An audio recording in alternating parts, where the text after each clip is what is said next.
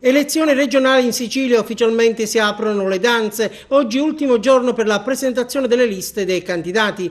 Nei partiti e nelle coalizioni c'è fermento, fibrillazioni, ma anche colpi di scena come quello che vede nella circoscrizione agrigentina l'ex parlamentare Salvatore Iacolino, dato fino all'ultimo nella lista, diventerà bellissima dentro la formazione dell'UDC di Cesa. Iacolino, la cui figlia Giorgia fa parte formalmente del gruppo di Forza Italia al Comune di Agrigento, ha deciso dunque di fare una scelta diversa. Si va ad aggiungere all'uscente Gaetano Cani e all'uscente Margherita La Rocca Ruvolo, che è anche sindaco di Montevago. Completano la squadra dello scudo crociato Coppa, Scarnà e Todaro di Licata. Ed è ufficiale pure la lista, sempre nel collegio di Agrigento: 100 passi per la Sicilia, Claudio Fava presidente, in campo l'avvocato di Sciacca Tiziana Russo, Teresa Monteleone, farmacista e docente di Montevago, per anni ha ricoperto la carica di presidente del Consiglio dell'Unione dei Comuni Terre Sicane.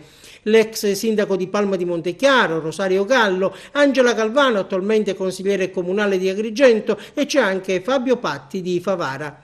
Assetto deciso da tempo per quanto riguarda il Movimento 5 Stelle. La lista agrigentina è formata da Salvatore Cinà, dall'uscente Matteo Mangiacavallo, poi il favarese Giovanni Di Caro, Rosalba Cimino, Fabrizio Lagaipa, Maria Bellavia. Il Partito Democratico si presenta a questo appuntamento con Diego Aprile di Canicattì, Michele Catanzaro di Sciacca, Maria Concetta Laporte di Agrigento, il deputato uscente Giovanni Panepinto, ex sindaco di Bivona, Domenico Russello, ex sindaco di Favara, e Cettina Violante di Cattolica Eraclea. E infine i 4 agrigentini che partono da una posizione privilegiata. 2 fanno parte del listino del presidente Musumeci, Giusy Savarino e Roberto Di Mauro, 1 nel listino del presidente Micari, Mariella Lobello, e poi l'ex sindaco di Licata, Angelo Cambiano, designato assessore dal candidato presidente Cancelleri.